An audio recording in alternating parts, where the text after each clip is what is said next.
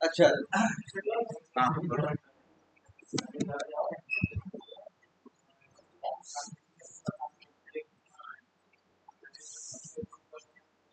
अच्छा, अब x path clear है। अब जिस तरह से हमने तीन चार में बताए, ऐसे अगर सिचुएशन आएगी तो बना सकते हो ना। थोड़ा सा टाइम लगेगा। हाँ बोलो। इसमें हाँ। अच्छा, अमेजन में क्या हो रहा है? वो ब्लैंक है। हाँ।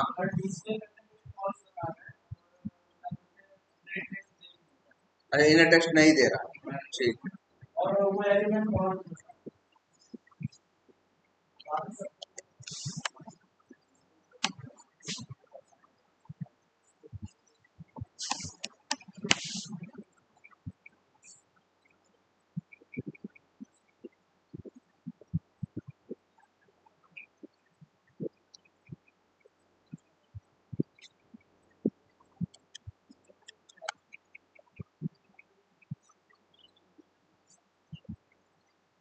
जैसे ये आ रहा है ना, ऐसे ही आ रहा था। और अब तुमको निकालना है मोबाइल की प्राइस। देखो, एक चीज ये तो समझ में आ रही है ना कि आखिर हम टाइटल के बारे में क्यों सोच रहे हैं। समस्या ये है कि जहां जहां प्राइस आ रहा है, प्राइस की वैल्यू फिक्स नहीं है, नंबर एक बात। और अगर तुम दूसरा कोई एट्रीब्यूट इसका यूज करोगे, जैसे क्या है, कहने को तो इसके पास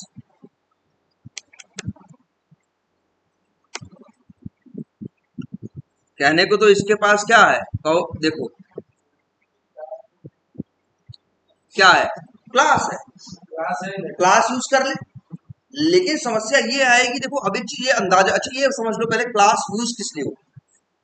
क्लास का आखिर कनेक्शन किस चीज से है, तो ये चीज देखो। अच्छा, एक एप्लीकेशन का एक पेज देखते हो ना, इसमें तरह तरह की चीजें देखती हैं। किसी का कलर क्या होता है, कलर क्या होता है, अलग होता है। इनकी साइज अलग होती है, कोई बोल्ड होता है, कोई बोल्ड नहीं होता है। तरह तरह की चीजें दिखती है कि नहीं दिखती है इसी पेज पे। पहले जब लोग, ये हम पहले एक बार बता भी चुके हैं कि पहले जब लोग एचटीएमएल बनाते थे, पहले जब लोग और ये वेब डेवलपमेंट करते थे या एक यूआई बनाते थे, एचटीएमएल, ठीक है, जिन्हें बोलते हैं क्या, वेब डिजाइनर। तो वो लोग इसी टैग में, इसी के साथ इसके बारे में और इंफॉर्मेशन देते थे। जैसे क्या, कि जैसे देते थे क्या, इसकी हाइट, विड्थ, या फिर हाइट हुआ, विड्थ हुआ, कलर हुआ, बैकग्राउंड कलर हुआ, इस टाइप की इंफॉर्मेशन यहीं पे देते थे। लेकिन इसमें दिक्कत क्या होता था, ये इंफॉर्मेशन फिर हर एलिमेंट को अलग अलग देनी पड़ती। इसी वजह से इन लोगों ने एक चीज बनाई जिसे क्या बोलते हैं, सीएसएस। सीएसएस का कंसेप्ट ये था कि जो भी चीज स्टाइल से रिलेटेड है, उसका नाम भी यही था, कैस्केडेड स्टाइल शीट्स। इसीलिए नाम क्या है, सीएसएस। तो लोगों ने कंसेप्ट बनाया सीएसएस का कि यार जो भी उसकी स्टाइलिंग से रिलेटेड इंफॉर्मेशन है, जैसे उसका फॉन्ट क्या है, उसकी साइज क्या है, उसका कलर क्या है, उसका बैकग्राउंड कलर क्या है, उसका फोरग्राउंड कलर क्या है ना, ये जो भी चीजें हैं, ये सारी की सारी चीजें हम लोग, उन लोगों ने ये प्लान किया कि ये सारी चीजें हम एक जगह रख देते, क्योंकि वही स्टाइल बहुत जगह फॉलो होती है ना। अब जैसे देखो, प्राइस का भी नंबर दिख रहा है कि नहीं दिख रहा, एक स्टाइल है ना। क्या यही ये सेम ऐसा ही यहाँ नहीं है? देखोगे वैसा ही कलर, वैसा ही नंबर, भले अलग हो लेकिन स्टाइल क्या है, दोनों सेम है ना। तब ये कंसेप्ट सोचा गया कि क्यों ना, जब 10 लोग, 20 लोगों की, 50 लोगों की स्टाइल सेम है, तो अलग अलग देने के बजाय क्या कहा कि सीएसएस एक जगह बनाई जाए, एक फाइल जिसके अंदर ये इंफॉर्मेशन दी जाए। और इसके बाद जब भी इसको स्टाइल की इंफॉर्मेशन हो, जरूरत पड़े, तो ये वही सीएसएस से इंफॉर्मेशन क्या कर सके, उठा सके। चलो एक चीज दिखाते हैं, और ये वेब पेज है ना, इसको सेव करते हैं। सेव होगा, चलो डेस्कटॉप पे करते हैं, और नाम रख देते हैं, मान लो, चलो जो भी रहने दो यार, तो नाम तो कुछ भी रख सकते हो। सेव, क्या नाम रखा था हमने?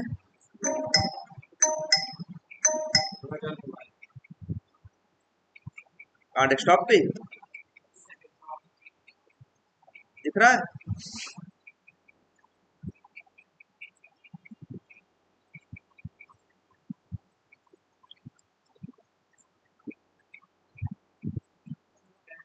अजय कैंसिल हो जा रहा। बात ये नहीं है, ये तुम्हारा कौन सा है। पहली बात तो एंटीवायरस क्यों डालते हो यार, अब कहाँ जरूरत एंटीवायरस की पड़ती है। एंटीवायरस क्यों यूज करते हो, अब कहाँ एंटीवायरस। ये देख रहे हो,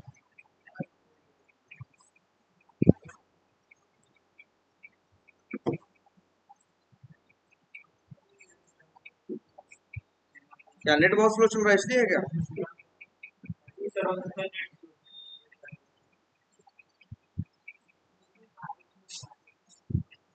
तब भी चलो चेक काम करते हैं, जरूरी नहीं यही है। जैसे ये पेज है, कंट्रोल एस करो और इसको डेस्कटॉप पे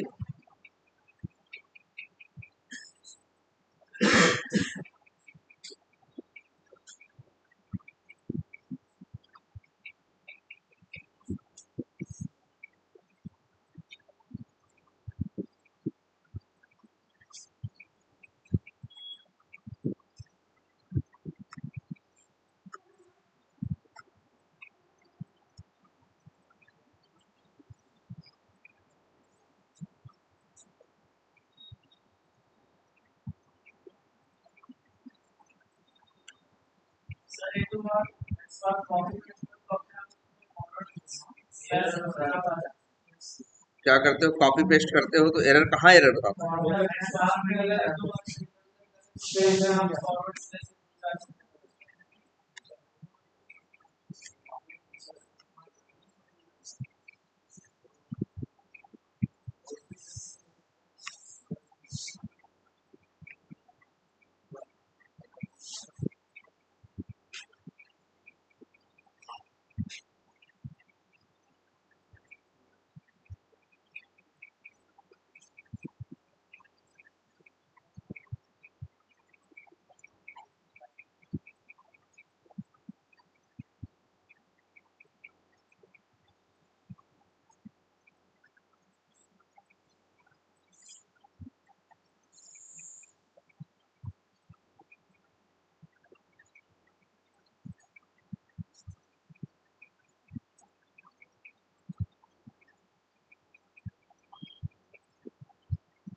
ये देखो, ये डाउनलोड हुआ ना, यही देखो ध्यान से, जब भी किसी वेब पेज को डाउनलोड करोगे तो अक्सर देखोगे एक एचटीएमएल फाइल डाउनलोड होगी। ये किसमें लिखा गया है, कुछ भी हो, चाहे ये हो चाहे ये हो, जो भी इस पे चल रहा है सब एचटीएमएल में लिखा गया है। तो अगर किसी वेब पेज को कभी कंट्रोल एस करके सेव करो तो देखोगे दो चीजें दिखाई देंगी। एक, वो एचटीएमएल फाइल जैसे यहाँ पे भी है ना, ये एक एचटीएमएल फाइल बनेगी और एक उसके साथ एक फोल्डर भी बनेगा। जैसे यहाँ देखो, एक एचटीएमएल फाइल है और एक क्या है, फोल्डर। इस फोल्डर के अंदर जाओ, इतना कुछ है। तुमको जो दिखता है एक पेज है, ये पेज है ना, इसी पेज को हमने सेव किया ना।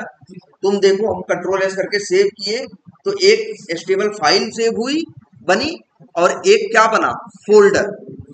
भाई ये और ये दोनों मिलके वो चीज दिखा रहे हैं जो तुमको दिख रही है। कुछ तुम्हारे सिस्टम पे नहीं है, नेट से जब कनेक्ट होते हो ना भाई, जब वेब एप्लीकेशन यूज करते हो तो तुम क्या करते हो, जब भी कुछ करते हो, जैसे अगर तुम यहाँ पे, हम इस पे क्लिक कर दें या इस पे क्लिक कर दें तो क्या हुआ, एक रिक्वेस्ट गई, रिक्वेस्ट से क्या आया, रिक्वेस्ट गई, वहां से क्या आया, रिस्पॉन्स आया।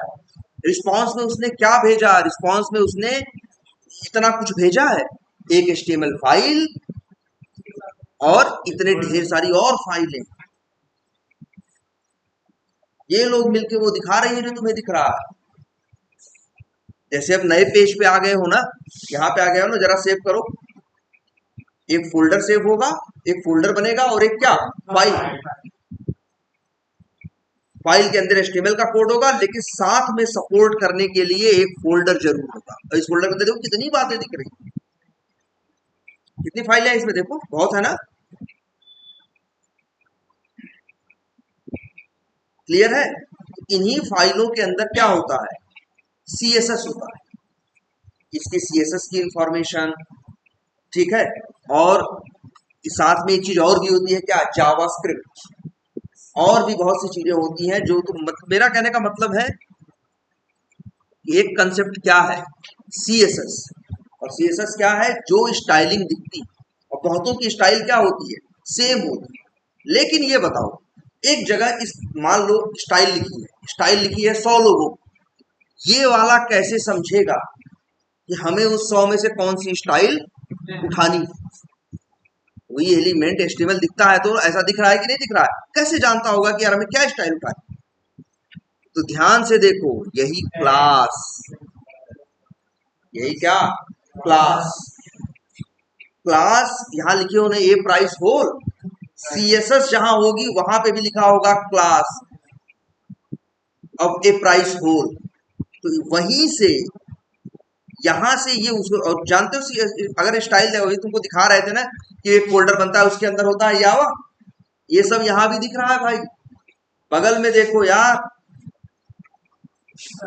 स्टाइल्स दिख रहा है कि नहीं, यहाँ स्टाइल ही है। और इसकी स्टाइल क्या है,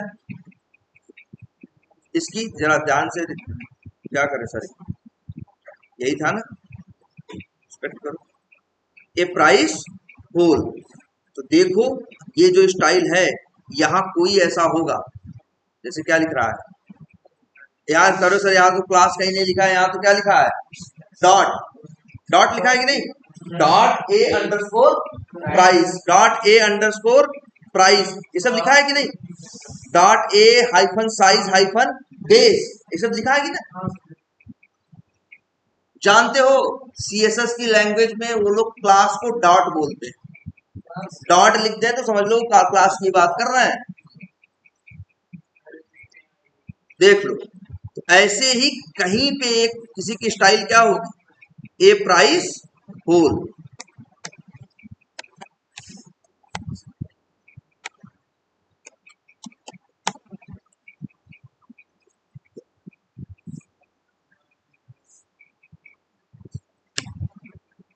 इसी में ढूंढो, और जहां भी देखो, एक चीज ये तो देखो कि कुछ भी लिखिए, डॉट का मतलब क्या है, किसी एलिमेंट की क्लास है, क्लास क्या है, ए अंडरस्कोर प्राइस है। और देखो लिखा है ना, कलर, कलर ये है, जिस एलिमेंट की बात कर रहा होगा उसका कलर ये है, थोड़ा ब्लैक जैसा, थोड़ा क्या है, ब्लैक जैसा।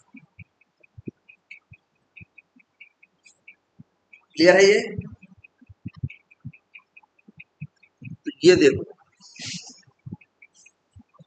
ये क्लास इसी पर्पज से होती है HTML। क्लास जो होता है HTML का, वो CSS से कनेक्ट होता है। अगर किसी की क्लास बदल दोगे तो उसकी स्टाइल बदल जाएगी, अगर क्लास बदल दोगे तो उसकी स्टाइल क्या होगी, बदल जाएगी। जैसे अगर मान लो हम कुछ और लिख दें,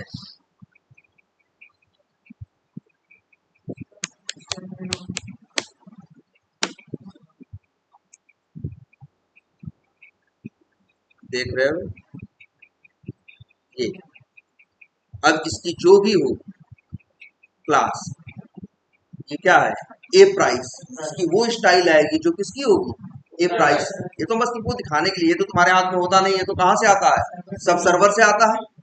तुम तो रिक्वेस्ट भेजते हो, तुमको रिस्पॉन्स आता है। लेकिन ये जरूर याद रखो, ठीक है। तो क्लास एक ऐसी चीज है, ठीक है। और अब देखो एक चीज और, तो तुम्हें क्या दिख रहा है, सबकी क्लास क्या है, सेम। जहां जहां प्राइस लिख के आ रहा है वहां वहां सबकी क्लास क्या है, सेम। ठीक है, ऐसा बहुत जगह दिखेगा, ऐसा बहुत जगह दिखेगा यार। अगर इसे अपने वी टाइगर एप्लीकेशन में चले जाओ, तो जैसे देखो,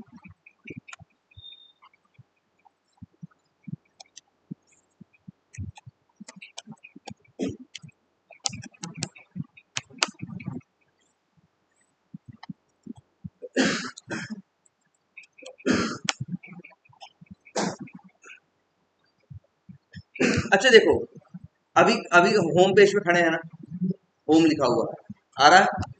अच्छा, लीड्स पे खड़े हैं तो लीड्स आ, ये इस पेज का एलिमेंट है, वो उस पेज का एलिमेंट है। कॉन्टैक्ट्स पे जाओ तो क्या आ रहा है, कॉन्टैक्ट्स पेज पे क्या आता है, कॉन्टैक्ट्स आता है। लेकिन जरा सोचो, सब एक ही जैसे नहीं दिखते। ऐसा तो नहीं है कॉन्टैक्ट्स थोड़ा बड़ा लिखा रहता है, लीड्स थोड़ा छोटा लिखा रहता है, एक ही स्टाइल एक ही कलर में रहते हैं ना।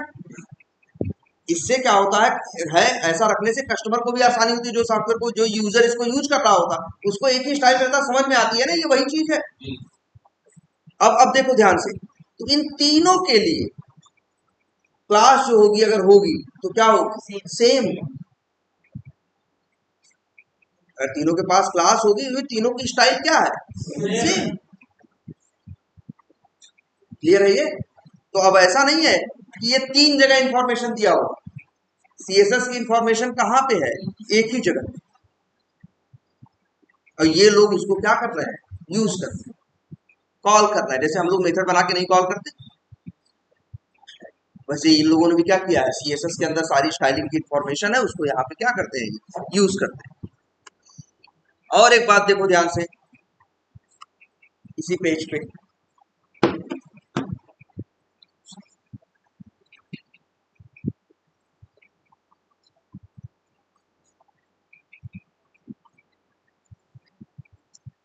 तुमने एक्सपाथ इसका दिया होगा, और इसके बाद भी क्या दे रहा था, ब्लैंक दे रहा।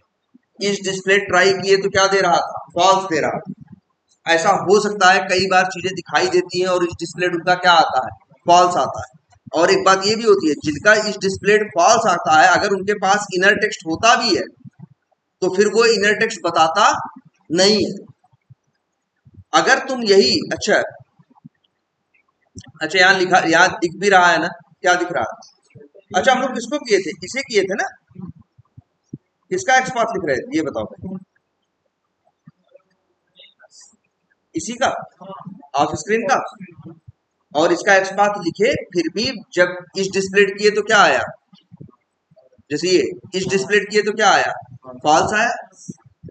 और इसके बाद क्लास ये है। तो अगर कभी कभी ऐसा होता है किसी किसी का इस डिस्प्ले को, तुम्हें लग रहा होगा यार ये चीज तो सामने दिख रही है, हाईलाइट भी कर रहा है, लेकिन इस डिस्प्ले क्या दिखाएगा, फॉल्स दिखाएगा। ऐसा भी हो सकता। और ऐसी सिचुएशन में जबकि तुमको इसका टेक्स्ट चाहिए, यहां से तो मिलेगा नहीं है, तो ध्यान देना इसके पेरेंट को ट्राई करो। ऑटोमेशन का पहले तो एक रूल याद रखना, तुम किसी काम को ये नहीं सोच कह सकते ये तो नहीं हो रहा। सेलेनियम ने ये बताया ऐसे करो, ये नहीं हो रहा है। हमें हमेशा क्या करना पड़ता है, अगर उस तरह से नहीं हो रहा है तो कुछ दूसरा ट्राई करना पड़ता है। एनी हाउ हमें ये वर्क करके देना। अगर ये यहां से नहीं हो रहा है तो एक बार तुम्हें ट्राई करना चाहिए था कि एक्स पाथ इसका लिखने के बजाय इसका लिखा, इसका लिखने पे 1/2 आ रहा है। क्यों आएगा, क्यों किसी और से तो आई थिंक इसकी वो किसी और से तो मैच कर नहीं रहा है। और मान लो, अच्छा मान लो इसका एक्स पाथ क्या आ रहा हो, 1/2, इसका तो यूनिक आ रहा था ना। तो यहां तक जब पहुंच गए तो फिर एंसेस्टर चले जाओ। यार रिलेशन है, तुम अपने हिसाब से पूरी तरह से तोड़ मरोड़ सकते हो। हम कह रहे हैं इसका एक्स पाथ डायरेक्ट निकालने की कोशिश कर रहे हो, नहीं निकल रहा है यूनिक, लेकिन इसका यूनिक निकल जा रहा है, बड़ा सही आ रहा है। जितना जो भी आ रहा है उसके आगे फिर से स्लैश लगाओ, एंसेस्टर या पेरेंट का यूज करो और फिर इसको पकड़। ये तो तुम देख रहे हो ना, कहीं से भी ऊपर से नीचे जा सकते हो, नीचे से ऊपर जा सकते हो, फॉलोइंग सिबलिंग के पास जा सकते हो, प्रीसीडिंग सिबलिंग के पास जाते हो। अब तुमको अपना एलिमेंट को टारगेट करना है ना। और एक बात बड़ा हो जाएगा तो क्या होगा, कुछ नहीं, बस बड़ा भी हो रहा था लेकिन वही सेट पैटर्न था ना, वही स्लैश लगा के जैसा रिलेशन था वैसा ही हम सिंटैक्स क्या कर रहे हैं, यूज करके जोड़ते चले जा रहे हैं और बन जा रहा था, है ना। तो एक बार इसको ट्राई कर, और ये चीज इसमें भी ट्राई करना, ध्यान देना इस बात पे। कई बार तुम जैसे मान लो इस पे क्लिक कराना होता, तुम इसका एक्सपाथ देते और क्लिक करने पे एक्सेप्शन आ जाती, क्या मान लो एलिमेंट नॉट इंटरेक्टेबल, या ऐसा होता कि इस पे क्लिक एक्सेप्शन नहीं आती, सेलेनियम कहता है कि हमने क्लिक कर दिया, हमने क्लिक कर दिया है लेकिन क्लिक होता नहीं, तब तुम क्या करते हो ना, हाँ एक्शंस क्लास ट्राई करते हो ना, एक्शंस क्लास का क्लिक होता है, एक्शंस क्लास का डबल क्लिक होता है, उसको भी ट्राई कर सकते हो। लेकिन ऐसा होगा कि कुछ भी इस पे काम नहीं कर रहा। ध्यान से सुनो ये सिचुएशन, ये वर्क करने में आएगी। किसी एलिमेंट पे तुम्हें क्लिक करना है, जैसे इस पे, इसका एक्स पाथ दिया, लाइन चली, एक्सेप्शन नहीं आया, तो तुम्हें मतलब तब तो क्लिक हो जाना चाहिए था, लेकिन खोल के देखे तो क्लिक भी नहीं हुआ। तब तुम मेरी दूसरी बात याद किए कि सर कहे थे कि नॉर्मल वेब एलिमेंट के मेथड्स काम न करें तो वही काम एक्शंस क्लास से करके ट्राई करो। फिर तुमने क्या किया, एक्शंस क्लास का यूज किया और इस पे ट्राई किया कि इस पे अब क्लिक हो जाए, नहीं चला। फिर तुमने कहा अच्छा नहीं हो रहा है, डबल क्लिक देखते हैं, डबल क्लिक भी नहीं चला। फिर तुमको एक चीज और ट्राई करनी चाहिए, इस पे क्लिक नहीं चल रहा है ना, ये इतना है ना और ये कितना है, ये भी तो लगभग उतना ही है, वही एरिया है।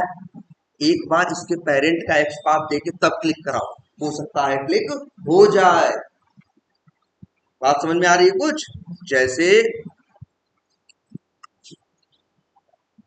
बहुत जगह ऐसा मिलेगा यार, जैसे मान लो ये इनपुट है, जो भी है, मान लो इस पे किसी भी तरीके, एक्स पाथ सही है लेकिन इस पे किसी भी तरीके से क्लिक नहीं हो रहा है, तो देखो ना इसका पेरेंट, पेरेंट भी तो लगभग वही एरिया है, उसी एरिया में क्लिक करेगा। अब पेरेंट का एक्स पाथ ट्राई करके देखो, बात समझ में आ रही है? शायद वो काम कर जाएगा। ये एक चीज, अरे यार और कुछ कुछ अलग सा एलिमेंट दिखाएं तुमको, जैसे ये है, पता चला तुम इसका दे रहे हो नहीं काम करता, कोई बात नहीं, लेकिन इसका दे रहे हो तो देख रहे हो एरिया बढ़ जा रहा है ना। ये हमेशा देखना पड़ेगा कि तुम्हारी चीज आ कहाँ रही है, उसका एरिया क्या है। बहुत जगह जैसे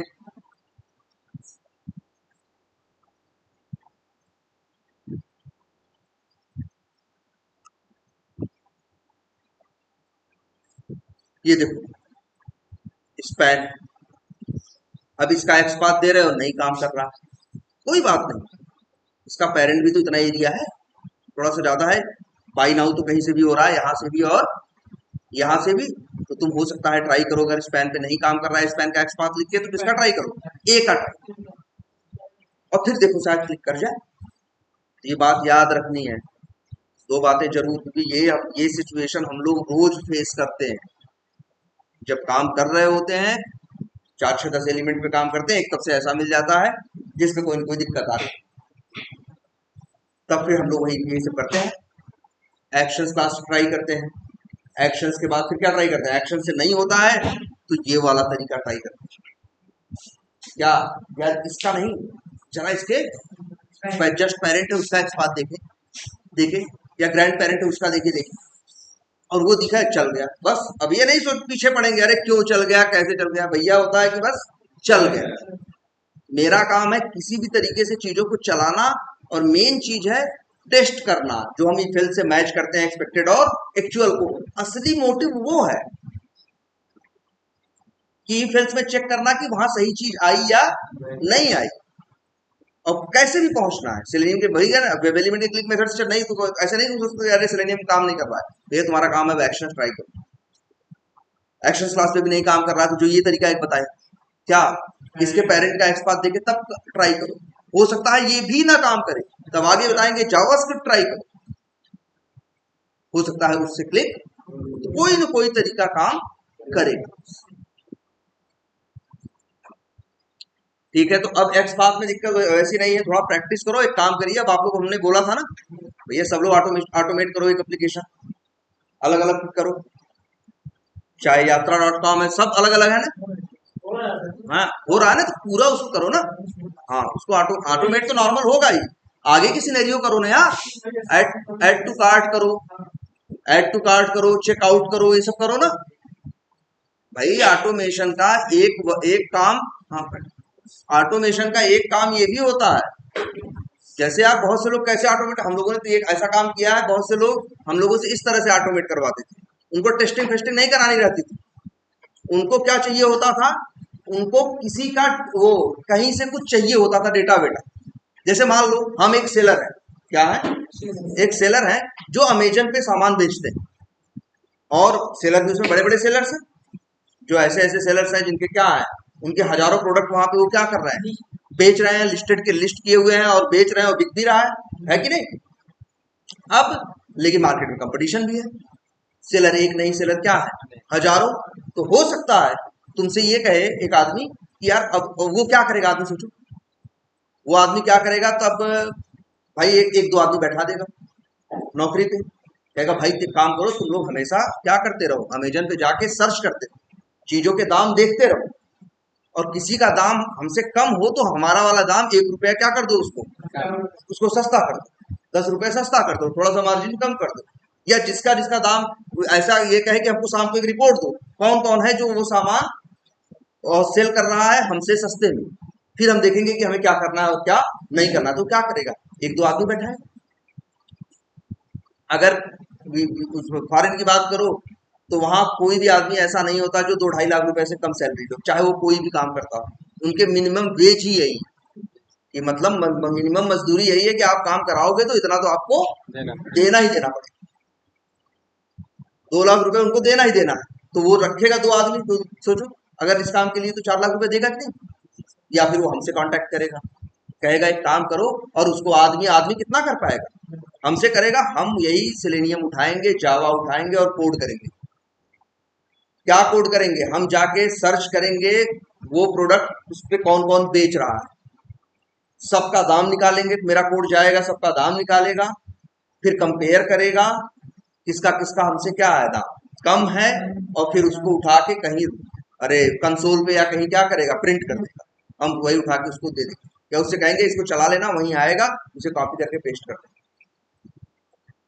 एक बार हमसे हमसे वही काम करवाया, कितना दिया इस छोटे से, अगर ऐसा काम कहेगा मान लो ठीक कि सेलर की ऐसे सर्च करो और इस तरह से पूरा कोड लिख दो, हम हार्डली कहेंगे ठीक है यार, ये ऐसे काम फ्रीलांसर करते हैं, हम कहेंगे ठीक है हमको ज्यादा नहीं चाहिए, $200-300 में इस काम के लिए क्या हो गया, रेडी हो गए। और वो कोड है 24 घंटे चलेगा, सब कुछ करेगा, आदमी से तेज काम करेगा, और भाई हम कितना लिए उससे, अगर $300 लिए तो कितना लिए, सिर्फ 25,000, और उसी काम के लिए वो हर महीने 4 लाख रुपए खर्च कर रहा था, तब भी काम अच्छे से। तो ये कैसे होगा, ऐसे ही होगा भाई, इसलिए करो। हम लोग फ्रीलांसिंग पहले करते थे जब, तो इस तरह के काम हम लोग को मिलते थे, लोग चाहते थे कि ठीक है हमारे लिए वहां से डेटा उठा दो, ये कर दो वो कर दो। या जैसे किसी को बिजनेस करना है, अब उसको पता है कि हमको इस चीज की सप्लाई करनी है इस एरिया में, तो उसको चाहिए कि उस एरिया में कौन कौन लोग ये बिजनेस कर रहे हैं। अभी दुनिया भर की साइटों पे होता है ना, जैसे जस्ट डायल है, इंडिया मार्ट है, इन पे होता है कि नहीं। तो वो अब एक आदमी को रखेगा, वो जाके ढूंढेगा, एक को कॉपी पेस्ट करेगा ना, तो बहुत टाइम लगाएगा, ठीक है। और ये काम अक्सर अक्सर करना होगा भाई, बिजनेस नए बनेंगे भी, नए वो भी होंगे, है कि नहीं। तो हमसे क्या कहेगा भैया, हमसे कहेगा कि एक काम करो, हमें सारे कस्टमर से क्या दे दो, सारे जो भी वहां पे लोग इंडिया मार्ट वाले जितने लोग बिजनेस कर रहे हैं इंडिया मार्ट में उस एरिया में, हमें मान लो हमारा सप्लाई क्या करना है, स्टेशनरी प्रोवाइड करना है। ये कंपनियों को हम क्या देते हैं, कॉपी पेन, ये जो चीजें होती हैं बेसिक चीजें वो प्रोवाइड करते हैं। तो है उसमें हम चाहते हैं सारी कंपनियों का नंबर मिले, ईमेल आईडी मिले, हम सबको मेल करें, सबको फोन करें कि भाई अगर आपको स्टेशनरी की सर्विस चाहिए तो हम उसके लिए आपको यहाँ पे प्रोवाइड कर रहे हैं। तो बस क्या करेंगे, ये कहेगा भाई कोड लिख दो, हम कोड ऐसा लिख देंगे, वो जाएगा उसको हम साइट पे सर्च करेगा, जितने लोग आएंगे सबका नाम, एड्रेस, कांटेक्ट पर्सन, सारी इंफॉर्मेशन जो वहां लिखी है वो उठाएगा और सब कुछ कंसोल पे क्या कर देगा, लिख देगा, वो लिस्ट हम पकड़ा दें। कोड की खासियत कब है, जब चलाएगा तब उसको अपडेटेड मिलेगा, अब आदमी की इस काम के लिए कोई जरूरत है ही। इस टाइप के भी काम होते हैं, इसलिए भाई करो ना इस टाइप के काम। कोई एप्लीकेशन है ऑटोमेट करो, जीमेल है, फेसबुक है, ये चीजें है ना, जो काम मैनुअली करते थे एक वेब एप्लीकेशन पे, अब तुम चाहो तो उसे ऑटोमेट कर सकते हो। जैसे टिकट बुक करते हो ना आईआरसीटीसी पे, कर दो ऑटोमेट, कर दो ऑटोमेट, हो जाएगा पूरा ऑटोमेट उसका प्रोसेस। एक दो चीजें ऐसी कर दो जिसमें तुम्हारी इन्वॉल्वमेंट, जैसे उसमें कैप्चा आएगा, कैप्चा तुमको डालना पड़ेगा हाथ से, तो ऐसा कर देना, ब्रेक पॉइंट जगह जगह लगा दो, जब कैप्चा आए तो अपने हाथ से डाल दो, फिर आगे चलता रहेगा, और फिर आप जिस तरह से जब पेमेंट वाला पेज आए तो फिर अपने मैनुअली कर दो। ले अब वही है, बार बार जब टिकट बुक कर रहे हो तो तुम्हें इसका बेनिफिट मिलेगा कि नहीं मिलेगा, है ना।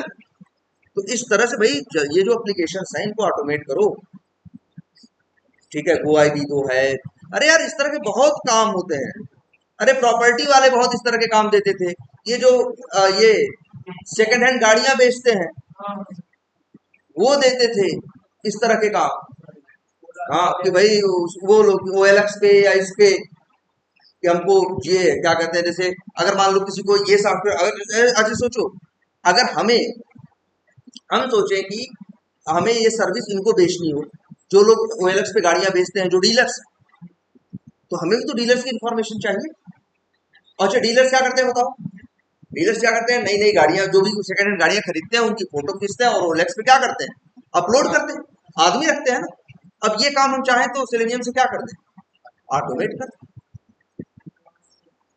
वो सब कुछ एक बार कहीं सेट कर दो, कहीं रख दो एक्सेल में या कहीं लिख के, मेरा कोड चलेगा, जाएगा, सारी जो भी एड्स होंगी वो अपलोड कर देगा और सारी सबकी डिस्क्रिप्शन लिख देगा। आदमी की जरूरत नहीं, या आदमी है भी तो उसको बहुत थोड़ा सा काम करना। क्लियर है ये? इसलिए भाई एप्लीकेशंस क्या करो, ऑटोमेट करो, ट्राई करो, बहुत से एप्लीकेशंस हैं, ठीक है। तो चलो अच्छा, ये क्या कर रहा है भाई,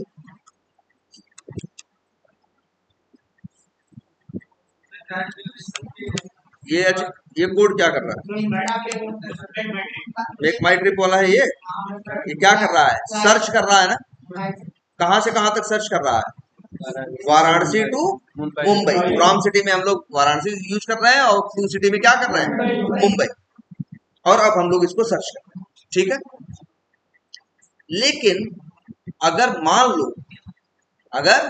मान लो हमसे ये कहा जाए कि यार ऐसी 10 जगह बता दें कि बनारस से, वाराणसी से मुंबई, वाराणसी से दिल्ली, वाराणसी से अहमदाबाद, ऐसे ऐसे 20 जगहों की हमें क्या चाहिए, हमको सबको सर्च करो।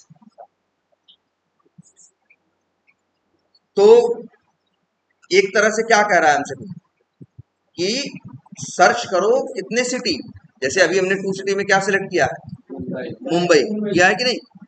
वो कह रहा है 2 सिटी में मुंबई सर्च करना, मुंबई के बाद क्या सर्च करना, दिल्ली सर्च करना। तो क्या करें, एक वेरिएबल और बनाए, क्या नाम रखें इसका,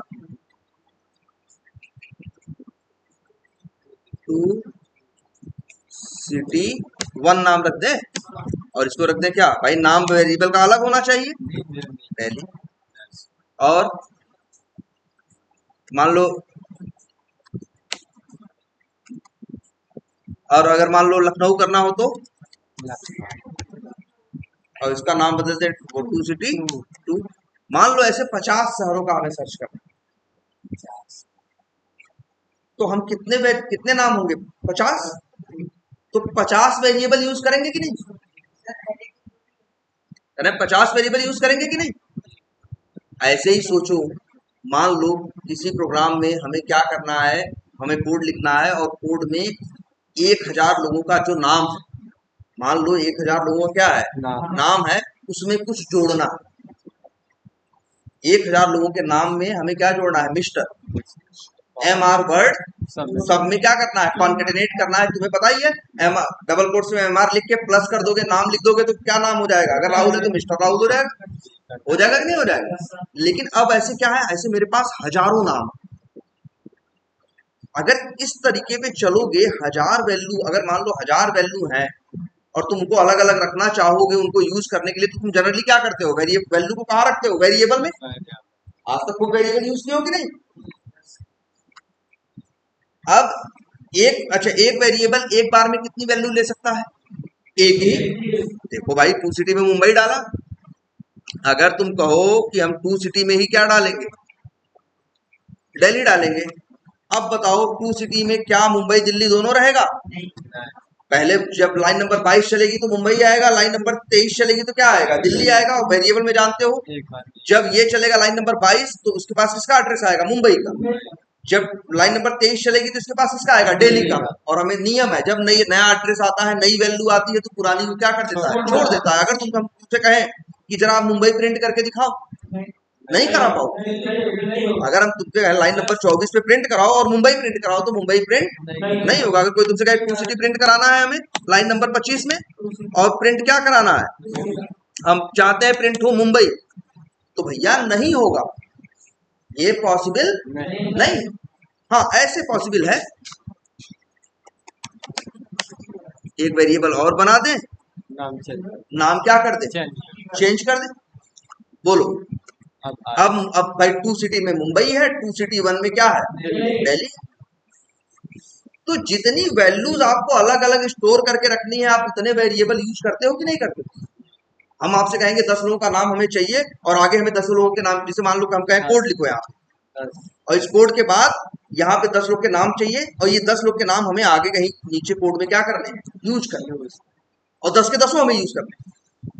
तो तुम क्या करोगे भाई 10 वेरिएबल के नाम बनाओगे और 10 में अलग अलग नाम रखोगे। जैसे 10 लोग के नाम ही नाम रखने तो शायद ऐसे वेरिएबल का नाम बना दिए तो नेम 1 नेम 2 नेम 3 नेम 4 ऐसे करके नेम 10 तक बना दिए, और एक में राहुल डाल दिए, कुछ डाल दिए।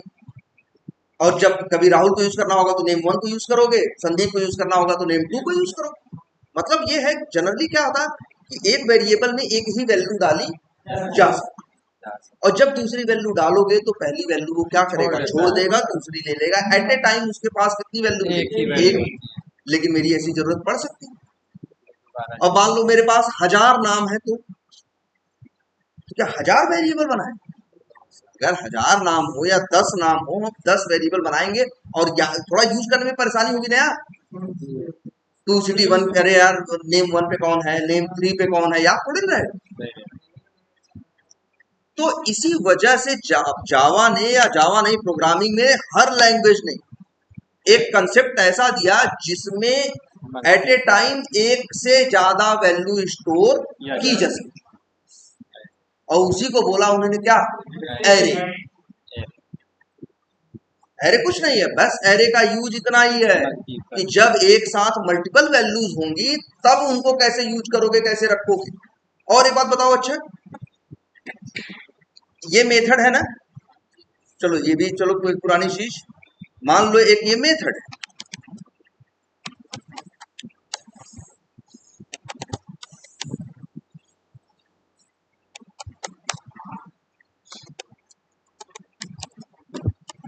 ये मेथड है, स्टैटिक मेथड है।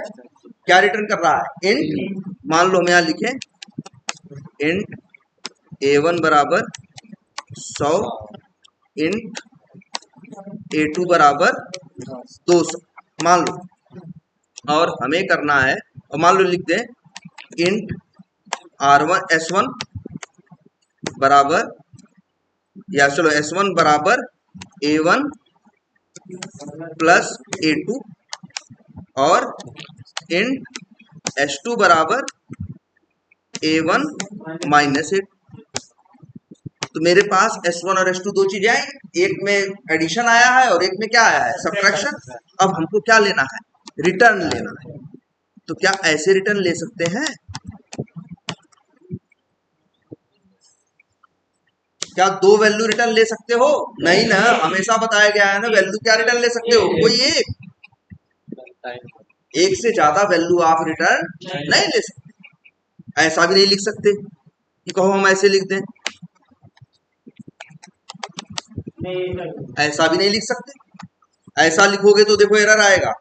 ध्यान से देखो किस लाइन पे आ रहा है, लाइन नंबर 22 पे नहीं आ रहा है, 23 पे, क्योंकि हमने आपको नियम बताया था कि जब भी कोई मेथड चलता है, जैसे ही रिटर्न लाइन पढ़ता है वैसे ही वैल्यू लेके रिटर्न वापस लौट जाता है। तो इस लाइन के चलने की तो कभी नौबत ही नहीं आएगी।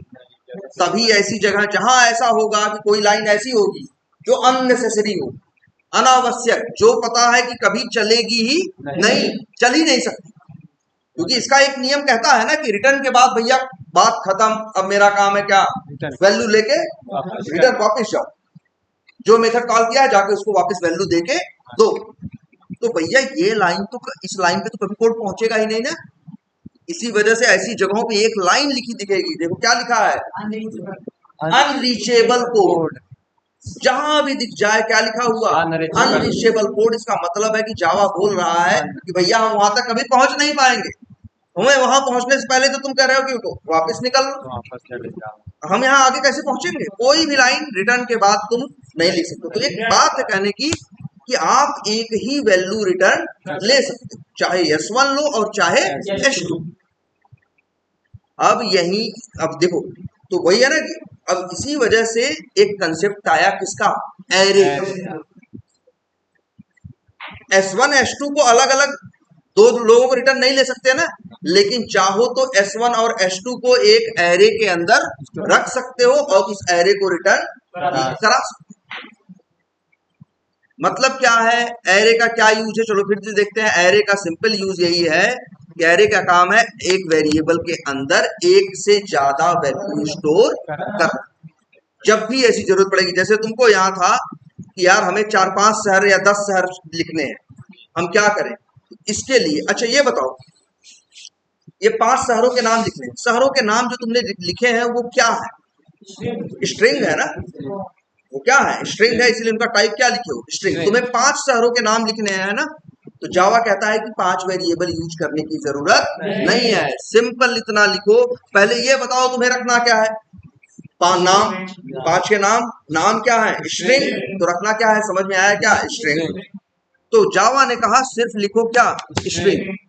लेकिन स्ट्रिंग लिख दोगे और मान लो हम लिखते हैं सिटी नेम्स, अगर स्ट्रिंग सिर्फ लिख दोगे ये तो क्या हो गया, नॉर्मल वेरिएबल हो गया कि नहीं? और नॉर्मल वेरिएबल के अंदर एक बार में एक ही वैल्यू स्टोर हो सकती है। जावा ने कहा तुम्हें ज्यादा रखनी है तो उसके लिए क्या है, एरे। तो एरे की पहचान है ये स्क्वायर ब्रैकेट। अगर हमें 5 शहरों के नाम लिखने होंगे तो हम सिर्फ लिखेंगे क्या, शहरों के नाम है, स्ट्रिंग है, और 5 के नाम है तो इसके लिए कौन सा कंसेप्ट यूज करना है, एरे। एरे कुछ नहीं है, एरे का मतलब बस यही एक ऐसा तरीका है जिससे एक वेरिएबल के अंदर एक से ज्यादा वैल्यू स्टोर कर सकते, और कुछ नहीं। और पहचान क्या है जावा में, ये स्क्वायर ब्रैकेट यहां भी लगा, ठीक है। और इसके बाद देखो 5 वैल्यू रखनी है, 5 शहरों के नाम, तो लिख दो भाई, क्या लिख देते हैं, 5 नहीं लिखना भाई,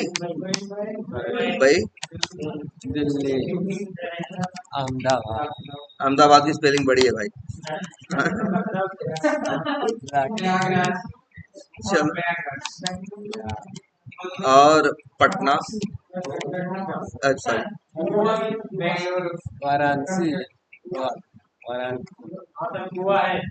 हाँ गोवा, ठीक है। लेकिन गोवा कोई शहर नहीं है, चलो भाई। अब बताओ 5 के नाम दे दिए कि नहीं दे दिए, और इसी एक वेरिएबल में पांचों वैल्यू आ गई। आपको 5 नाम इस्तेमाल करने, 5 वेरिएबल इस्तेमाल करने की जरूरत नहीं। अब सोचो अगर 1000 वैल्यू, मेरे पास 100 वैल्यू, 100 लोग, 100 शहरों के नाम होते तो हमें 100 वेरिएबल नहीं बनाना था, इसी एक वेरिएबल के अंदर यहीं पे हम कामा कामा करके 100 शहरों के नाम लिख दें। ये सारी क्वालिटी इसके अंदर कैसे आई, सिर्फ ये स्क्वायर ब्रैकेट लगाने से। स्क्वायर ब्रैकेट बताता है, किसकी बात करता है, एरे की, और यही ये कंसेप्ट है। और सबसे बड़ी बात जानते हो, ऐसा नहीं सिर्फ जावा में है, दुनिया की हर प्रोग्रामिंग लैंग्वेज में ये कंसेप्ट है। कोई भी प्रोग्रामिंग ऐसी लैंग्वेज ऐसी नहीं होगी जहां पे ये कंसेप्ट ना हो, क्योंकि हर जगह ऐसा है, जरूरत पड़े। ठीक है, अब मान लो, अच्छा एक बात, हमें ये लिखना है और 5 शहरों के नाम लिखने हैं, और 5 शहरों के कितनी कितनी पॉपुलेशन है, जनसंख्या है, वो भी लिखनी है। अब फिर हम चाहे तो 5 वेरिएबल बनाए भाई, 5 की वैल्यू अलग अलग होगी, लेकिन अगर हम चाहें, अब देखो हमें क्या लिखना है, शहरों की जनसंख्या। जनसंख्या नंबर्स में होती है ना, तो हम इंट यूज करेंगे ना। हमें क्या रखना है, 5 शहरों की क्या रखनी है, जनसंख्या। तो जो 5 शहरों की क्या है, जनसंख्या है, वो तो 5 नंबर होंगे ना, और नंबर अलग अलग होंगे, और नंबर किस में यूज होते हैं, इंट में। तो जावा कहता है कुछ ज्यादा नहीं करना है, इंट लिखो, स्क्वायर ब्रैकेट लिखो, और वेरिएबल को एक नाम दो, जैसे हम लिखते हैं सिटी, हाँ पॉपुलेशन, ठीक है। और प्लस इसके बाद यहाँ पे लिख दो, जैसे मान लो कहीं कुछ है, कहीं कुछ है,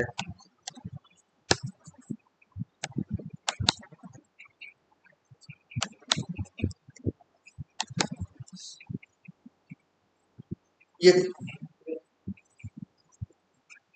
तो 5 वैल्यूज लिखनी थी, 5 मान लो, पांचों तुम्हें आगे यूज करना। मान लो कुछ ऐसा हो जो यूज करना है, आगे बढ़ जाना है, तो तुम कहोगे हम इसी वेरिएबल में अलग अलग वही वैल्यू 5 बार, अलग अलग वैल्यू 5 बार डालेंगे, तो अंतिम में कौन सी बचेगी? आखिरी वाली ना। हमें तो पांचों आगे इस्तेमाल करना, हमें पांचों बचा के रखनी। अगर हम ऐसे लिखते हैं x बराबर 2 करोड़, अगली लाइन में x बराबर 34 लाख, x बराबर कुछ भी और 34 लाख है, 56 लाख है, और फिर क्या है 56,000 है, x में तो अंतिम में कौन बचेगा? 56,000 या 5 वेरिएबल यूज कर। लेकिन ये सब कोई परेशानी लेने की जरूरत नहीं है, आपको बस कंसेप्ट कौन सा यूज करना है? एरे। एरे के अंदर आप एक से ज्यादा वैल्यू स्टोर कर सकते हो, यही इसकी सबसे बड़ी क्वालिटी। क्लियर है ये? लेकिन जब भी एरे, एरे की पहचान क्या है? स्क्वायर। और एक से ज्यादा वैल्यू स्टोर कर सकते हो, ये भी ना। और एक पहचान और मत भूलना, एकदम दिमाग में रखना, वैल्यूज एक ही टाइप की होनी चाहिए। जैसे ये जो एरे बनाया है सिटी नेम्स का, इसमें 5 शहरों के नाम रखे हैं तुमने। क्यों 5 शहरों के नाम रखे हैं? क्योंकि तुमने यहाँ स्ट्रिंग लिखा। अब तुम कहो कि सर जी हम एक तो इसी में क्या रखेंगे? नंबर भी रखेंगे। ये अलाउ नहीं करेगा। वो कहेगा कि भैया जो तुम एरे बनाए हो, पहले तो स्क्वायर ब्रैकेट देखा तो समझ गए ये क्या है? एरे है। उसके पहले स्ट्रिंग लिखा हुआ देखा तो तुमको समझ में ये आया कि ये एरे किस टाइप का है? स्ट्रिंग टाइप का है। तो इस एरे में जो भी वैल्यू रखनी है वो स्ट्रिंग ही होनी चाहिए, कुछ और नहीं होना चाहिए। मतलब ये नहीं ले सकता और डबल कोट्स में, तब ये नंबर रहा है। अब तो ये क्या है? स्ट्रिंग है ना, अब ये अलाउ करेगा। आई बात समझ में? तो एरे की 3 पहचान है भाई। कहीं देखोगे तो एक चीज ये जान लेना, एरे जब भी होगा तो एक स्क्वायर ब्रैकेट लगा होगा, साथ में उस एरे का टाइप बताया गया, और उसमें अब वही वैल्यू रख सकते हो जो उसका टाइप है। जैसे यहाँ पे इंट है ना, यहाँ पे हम कहें कि नहीं हम ये रखेंगे स्ट्रिंग रखेंगे, नहीं रखेगा भाई। क्या कर रहे हो? तुम ही कह रहे हो एरे है, तुम ही कह रहे हो इंट टाइप का है, और फिर तुम ही कह रहे हो कि हाँ कि इसमें हम कुछ और डालेंगे। एरे और क्या? एरे कहाँ देखा है तुम? एरे जैसे देखते नहीं हो? अरे पेन रखने के लिए एक आता था कि नहीं? या बहुत सी चीजें ऐसी, जैसे अंडे रखने के लिए ट्रे आता है कि नहीं? आता। तो वो क्या है? उसमें ढेर सारी क्या रखी गई है? देखो तो उसमें वो एरे है। एक से ज्यादा अंडे रख सकते हो, नंबर 1 बात। और एक ही टाइप की चीज रख सकते हो, अंडे ही रख सकते हो ना। उसके अंदर सब्जी तो नहीं रखोगे ना। अगर रखोगे मान लो तो भाई तुम्हारी मर्जी, कुछ भी करो, लेकिन जो सामने वाला देखेगा कहेगा इसके दिमाग में एरर है भाई, इसका प्रोग्राम सही से चल नहीं रहा है कि ये बताओ इसमें अंडे के ट्रे में मूली रखने की कोशिश कर रहा है ना। ये चीजें मतलब क्या है, जनरल तरीका क्या है कि जैसा कंटेनर होना चाहिए वैसा ही क्या होना चाहिए? सामान। तो जब भी एक एरे बनाते हो तो हमेशा एरे का टाइप बताते हो, और तुम उसके बाद उसमें वही वैल्यू रख सकते हो और कुछ दूसरी वैल्यू नहीं रख सकते। तो अब एरे पहचान लोगे, बहुत यूजफुल है कि नहीं? बहुत ज्यादा यूज होता है भाई, बड़ी जगह है। जैसे अब यही कर रहे हैं, हम कह रहे थे ना सब जितने मोबाइल आ रहे हैं सबका दाम निकालो, और बाद में कुछ हमें आगे यूज करना है सबका।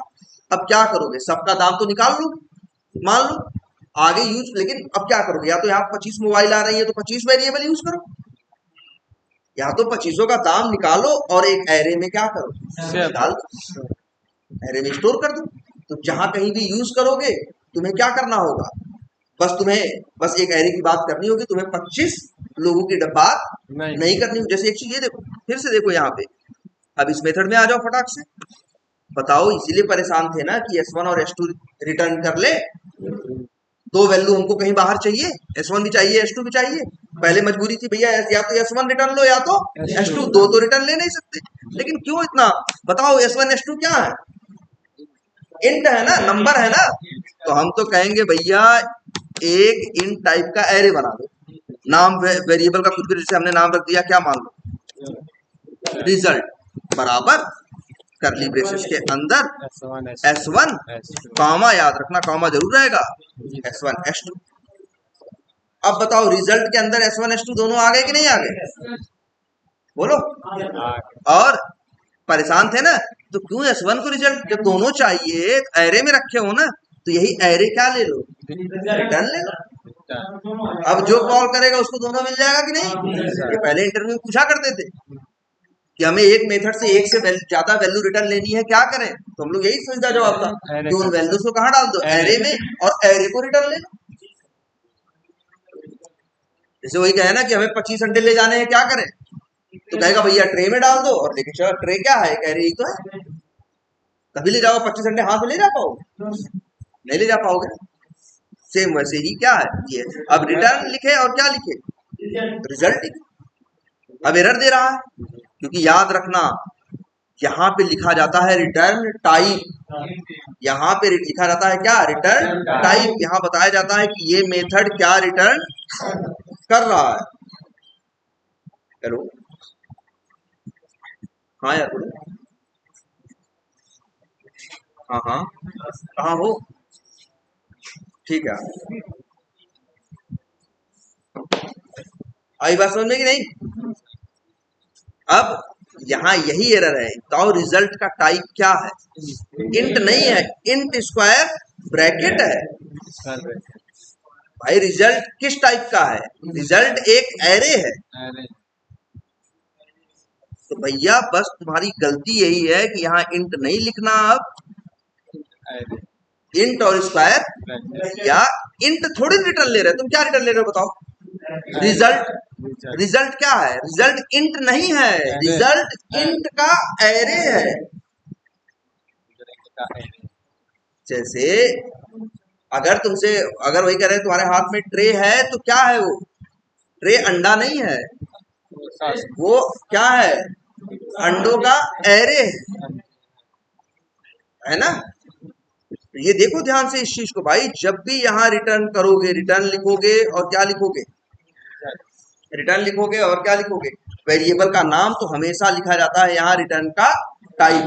पहले क्यों, अगर यहाँ पे देखो, अगर हम S1 लिख दें, रिटर्न S1, तो S1 किस टाइप का है, सिर्फ इंट है, S1 इंट का एरे नहीं है। तो यहाँ पे भैया एरर दे रहा है, क्योंकि कह रहा है भैया आप क्या लिखो, ऐसे लिखो। हाँ, वेरिएबल में एरे मतलब, हाँ अच्छा अच्छा, वहां यहाँ नहीं होता, मतलब ये जो स्क्वायर ब्रैकेट होता है यही बताता है ये एरे। ऐसे भी लिखा जा सकता है और ऐसे भी लिखा जा सकता है ना। वो रिटर्न तो वही कर रहा है क्या, ये देखो, ये जो एरे का निशान होता है ना, जब किसी भी एरे को तुम क्या करते हो, डिक्लेयर करते हो, तो ये स्क्वायर ब्रैकेट तुम पहले भी लगा सकते हो और कहाँ लगा सकते हो, बाद में भी लगा सकते हो। ये जावा ने कहा रखा है कि आप दोनों में से जो यूज करना, जैसे लिखने का तुम्हारा मन करे वैसे लिख लो, चाहे पहले लिख लो और चाहे बाद में। लेकिन और एक चीज ये, और यहाँ तो भाई ऐसे ही लिखो, ठीक है। अब जिसकी जैसी आदत, अब जैसे मेरी आदत है इस तरह से लिखने की, हम वेरिएबल लिखते हैं, वेरिएबल का क्या लिखते हैं, आगे स्क्वायर ब्रैकेट लगाते हैं और उसके बाद उसको नाम देते हैं। बहुत से लोग ऐसे लिखते हैं, इंट लिखेंगे, वेरिएबल का नाम लिखेंगे और उसके बाद स्क्वायर ब्रैकेट लगा देंगे। ये उनकी लिखने की स्टाइल है, जावा दोनों को सपोर्ट करता और दोनों में कोई अंतर नहीं। सर जैसे लाइन नंबर 16 पर अगर हम स्क्वायर ब्रैकेट हटा दें और लाइन नंबर 23 पर अगर हम रिजल्ट पर क्लिक करेंगे सर, वहाँ ऐड हो जाएगा कि नहीं, स्क्वायर ब्रैकेट लग जाएगा कि नहीं, नहीं जैसे यहाँ पर सर हाँ, अब इसके बाद एरर दे रहा है, तो कर्सर ले जाओ, कर्सर ले जाओगे तो तुम्हें सजेशन देगा। वो कह रहा है कि देखो, बोल रहा है change method return type two int square bracket. एक मिनट,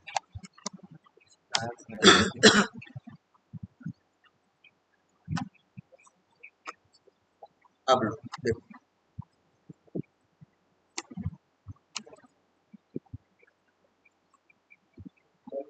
देखो एरर दे रहा है ना, कर्सर ले जाओ, सब बताता है अगर अंग्रेजी बस पढ़ना जानते हो बेसिक तब।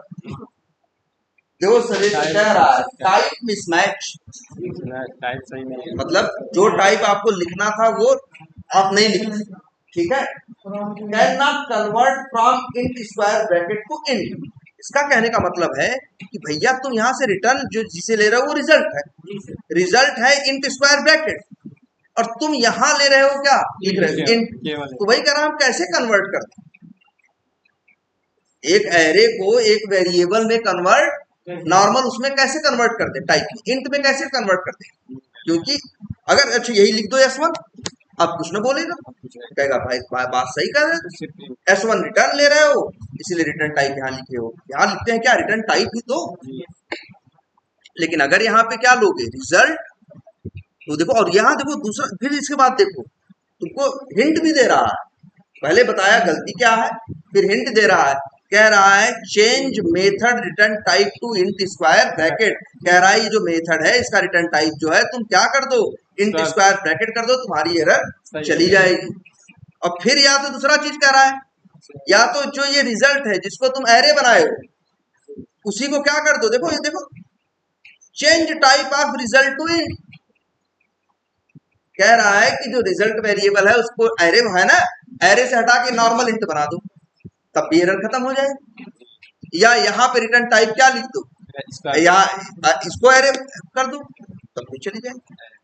आई बात समझ में, तुम देख लो सबसे बड़ा बेनिफिट इसका कि एक ही मेथड को कॉल करके तुम दो वैल्यू रिटर्न, दो क्यों 10 20 50 100 1000 लाख जितना मन करे उतनी वैल्यू तुम स्टोर, उतनी वैल्यू स्टोर कर सकते हो और उतनी वैल्यू फिर रिटर्न ले सकते हो। क्लियर है ये, चलो इसी में है यही बताओ, अब एरे को समझ में आ रहा है, ठीक है। और यूज बहुत है, बहुत जगह ऐसा होगा कि ढेर सारी वैल्यूज हमें चाहिए होंगे, फिर आगे कहीं क्या करना होगा, यूज करना, तो उन हर जगहों पे हम उन वैल्यूज को कहाँ रखेंगे, एरे। जैसे मान लो हमें 10 लोगों की एज रखनी हो, तो हम 10 लोगों की एज किस में होगी, नंबर में, इंट स्क्वायर ब्रैकेट, और वेरिएबल का नाम क्या नाम रखें, एज, एज नाम ऐसे रख देंगे थोड़ा अच्छा रहेगा ना, कोई पढ़ेगा तो अंदाजा लग जाएगा यार किसकी बात कर रहा है, एरे की बात कर रहा है। यार ऐसे नहीं भी लिखोगे तो क्या फर्क पड़ता है, अगर वेरिएबल का नाम एक्स भी लिख दोगे तो भी कोई फर्क नहीं पड़ता, ये वेरिएबल है, वेरिएबल का टाइप क्या है, एक एरे है, और वो भी किस टाइप का, इन टाइप। अब यहाँ पे चाहो तो मान लो 10 लोगों की एज लिखनी है तो लिख दो,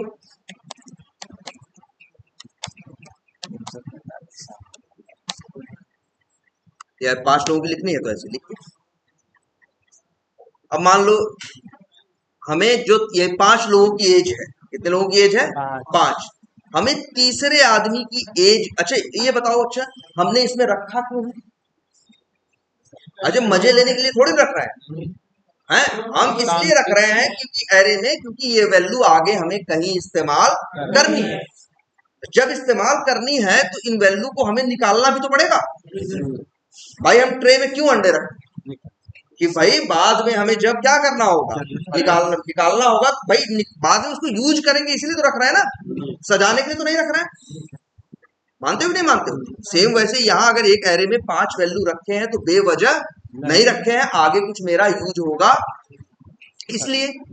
अब भैया जब यूज करेंगे तो निकालना पड़ेगा ना, मान लो अंडे का ऑमलेट बनाना है तो क्या ट्रे फोड़ देंगे, नहीं, उसमें से एक निकालना पड़ेगा ना, भाई कोई कहेगा भाई निकालना पड़ेगा कि नहीं निकालना पड़ेगा, तो वही ये जावा कहता है कि अगर एरे में वैल्यू रखी तो हो गया रखना, अब एरे में से वैल्यू निकाली भी जा सकती है, कैसे, अब देखो एरे जो इन वैल्यू 5 वैल्यू रखे हो ना, अब 5 को रखता है, मान लो हमें क्या चाहिए, 54 चाहिए, हमें 54 नंबर जो है, जो कहाँ पे है, तीसरे नंबर पे है, हमें इसका यूज करना, कैसे देगा, इसीलिए ध्यान से सुनो क्या करता है जावा, जब कोई वैल्यू तुम एरे में रखते हो तो हर एरे को एक नंबर पे क्या कर देता है, इंडेक्स नंबर पे क्या कर देता है, स्टोर कर देता है।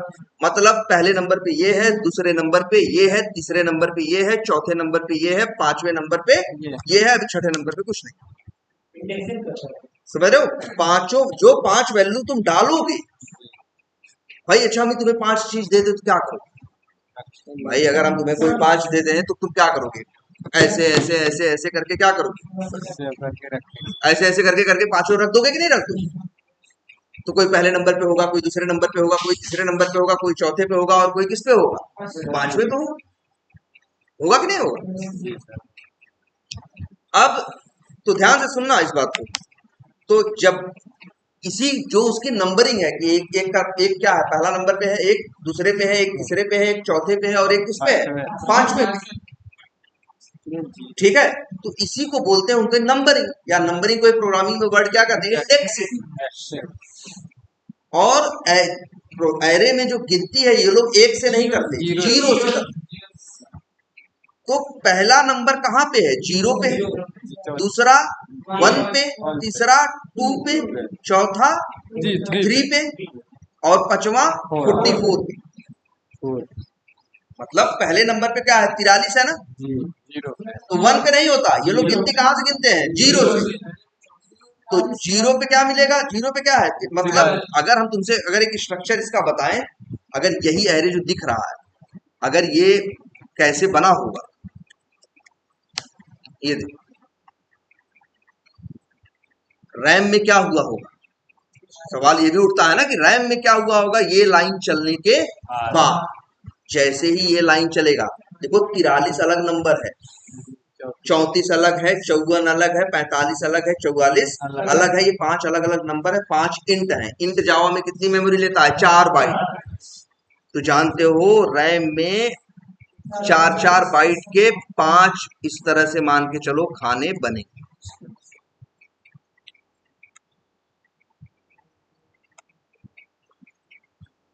और एक में क्या रखा है, 34।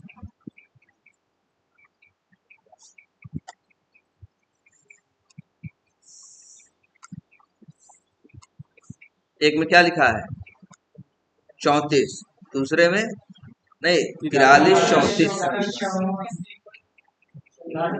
43।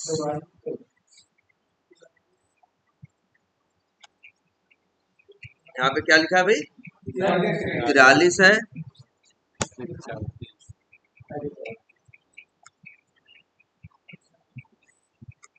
क्या है, 34 54 45 और इस पे क्या है, 44।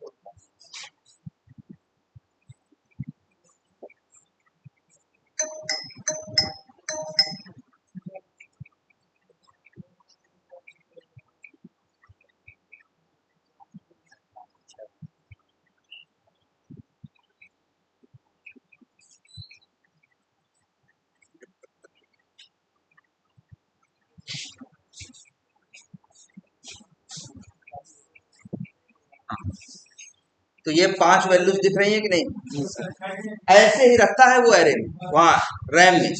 ये जो तुम्हारी रैम है, रैम में एक बड़ी सी जगह ले लिया होगा, क्या कितना, ना 4 बाइट नहीं, 20 बाइट। 5 लोग को रखना था ना भाई, 5 नंबर है ना, 5 नंबर है कि नहीं है, 5 नंबर को रखने के लिए 20 बाइट पूरी जगह लेगा। 20 बाइट में पांचों को 4 बाइट में सबको रख देगा। सेम यही जो फिगर बना है, समझ लो रैम में ऐसा रखेगा। और ध्यान से देखो और क्या रखेगा, इसके बाद इसको जो पहले नंबर को रखेगा उसको कहेगा इसका नंबर क्या है, 0।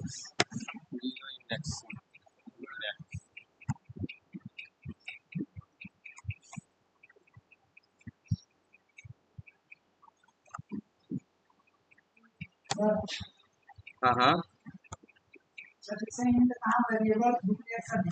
तो 4 बाइट के लिए स्पेस घेर लेगा। हाँ तो ये तो सर इतना पूरा उसी में है ना, किसमें है, एरे में है ना। तो अब बताओ कोई भी चीज बताओ, अगर हम कह रहे हैं, 3 होगा।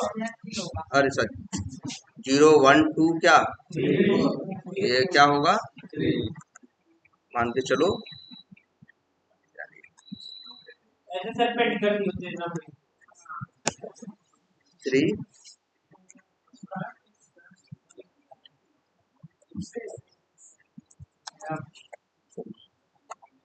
ये देख, ये 5 वैल्यूज हैं, ऐसे ही रैम में रखेगा।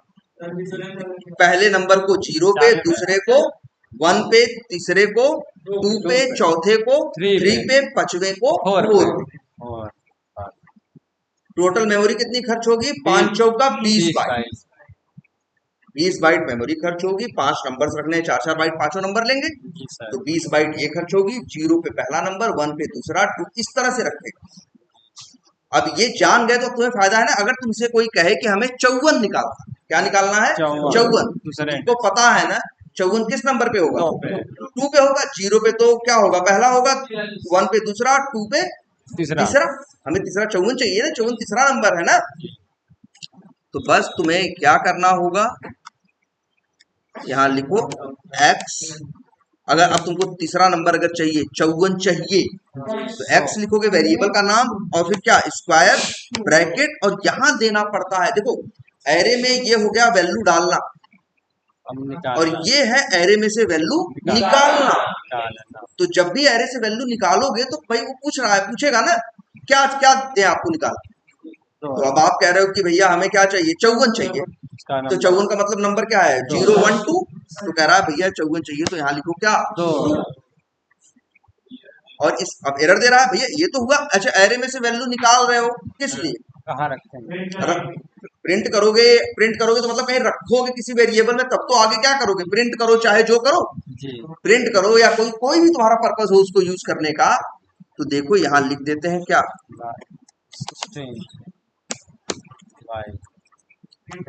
एरर दे रहा है ना भैया। जब झोले में डाले हो आम, तो निकालोगे तो अमरूद कहाँ से निकलेगा, बताओ। वही कह रहे हो ना, तुम्हें नम डाल रहे हो नंबर, कह रहे हो हम इसमें रखेंगे आम, और बाद में कह रहे हो जब निकालेंगे तो हमें तीसरे नंबर पे अमरूद मिलना चाहिए, तो संभव है नहीं है ना। तो वैसे सेम इसीलिए एरर दे रहा भैया, जब एरे इंट टाइप का है तो उसमें वैल्यूज कैसी हैं, इंट टाइप की है, तो निकालोगे तो क्या मिलेगा, इंट ही मिलेगा ना, तो दूसरा कैसे मिल सकता है बताओ। इसलिए बस तुम्हें ये लिखना है, और चाहो तो प्रिंट करके देख लो, y क्या प्रिंट करेगा, 54।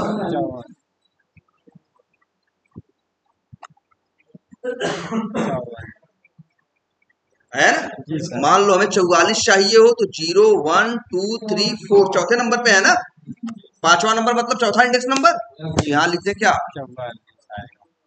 अब रन कर दें, 44 है। तो किसी भी एरे में वैल्यू ऐसे डालना है, और जब भी वैल्यू डालोगे तो अपने आप वो इंडेक्स नंबर पे सेव हो जाएगी। पहली वाली 0 पे, दूसरी वाली 1 पे, तीसरी वाली 2 पे, चौथी वाली 3 पे, पांचवी वाली 4 पे, छठी होगी तो 5 पे। और जब तुम्हें निकालना हो, कोई कहेगा पांचवी वैल्यू निकालो, तो तुम यही क्या करोगे, x लिखोगे, और फिर क्या लिखोगे, 4। तो जो निकाल के भाई निकाल लो, अरे कामा क्यों लगाओगे भाई, नहीं।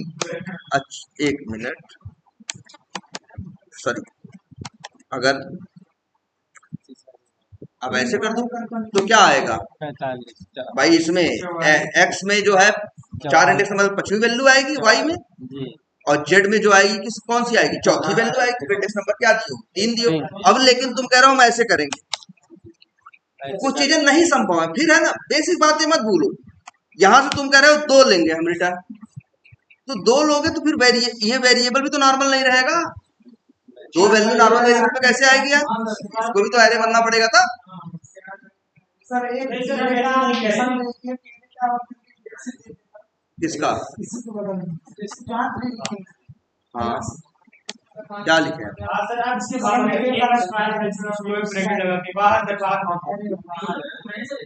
ऐसे, अरे नहीं भाई, अभी क्या इसका मतलब क्या हुआ, अरे यार देखो कोई खेल थोड़ी चल रहा है कि ये वाला भी चलेगा कि नहीं, वो वाला भी चलेगा कि नहीं। वही चीजें चलेंगी जो लॉजिकल होंगी, जिनकी जरूरत होगी। पहले कोई भी चीज हो, ये चलेगी या नहीं चलेगी, पहले ये सोचो कि उसकी जरूरत है क्या, किस पर्पज से यूज करना चाहते हो, तुम क्या करना चाहते हो। दो वैल्यू लेना चाहते हो तो एरे में दो ही डाले होंगे। जब तुमको आगे दो ही वैल्यू इस्तेमाल करनी है, दो वैल्यू है तो एरे में दो ही डाले।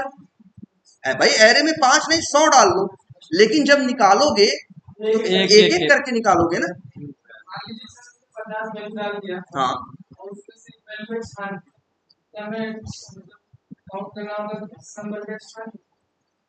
बिल्कुल काउंट करना होगा। ज्यादा नंबर रहेंगे तो भी काउंट करना पड़ेगा, तो भी देखना पड़ेगा।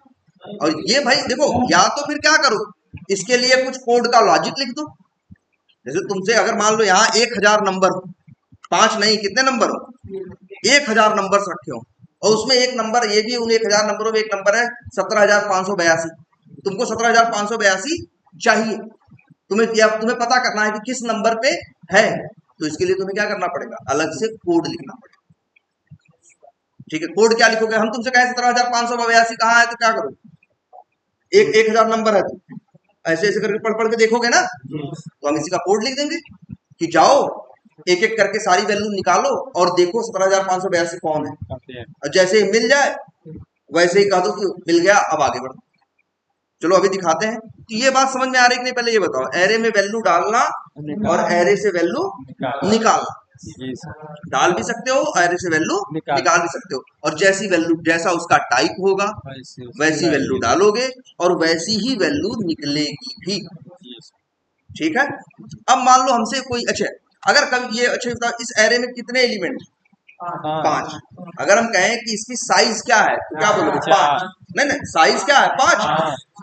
इसमें कितने हैं, भले गिनती 0 से कितना है तो टोटल कितने, 5 है। अगर हमें ये, जैसे एक एरे है, उस एरे में बहुत ढेर सारे एलिमेंट है, हजारों एलिमेंट है, हमें ये पता करना है कि कितने हैं। एक तो है कि ऐसे ऐसे करके गिने, वो करने की जरूरत नहीं है, एक्स है ना एरे, एक्स डॉट। अब एक देखो ये लेंथ क्या है, मेथड है, मेथड के आगे जो पैरेंथेसिस होता है ना। तो एरे जो एक एरे भी जावा में एक क्लास है, और एरे का में एक वेरिएबल है जिसका नाम क्या है, लेंथ। उसी के अंदर ये वैल्यू होती है कि आखिर उस एरे की साइज क्या है। चलो देखते हैं। और बताओ लेंथ में क्या पड़ा है, इंट ना, तो लिख दो इंट, लिख दें, क्या लिखें, आइटम काउंट, कि भैया कितने आइटम इसमें है, 5 हैं, 10 हैं, 20 हैं, कितने हैं, आइटम काउंट। और जरा इसको भी प्रिंट करा के देखते हैं। बिल्कुल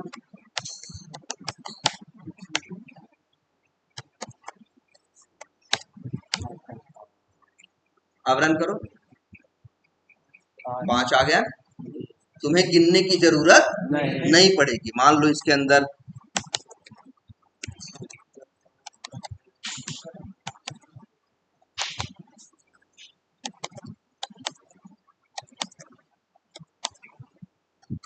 ऐसे इतने नंबर है, अब कितना है, हमें साइज निकालनी, मेरा कोड बता देगा यार,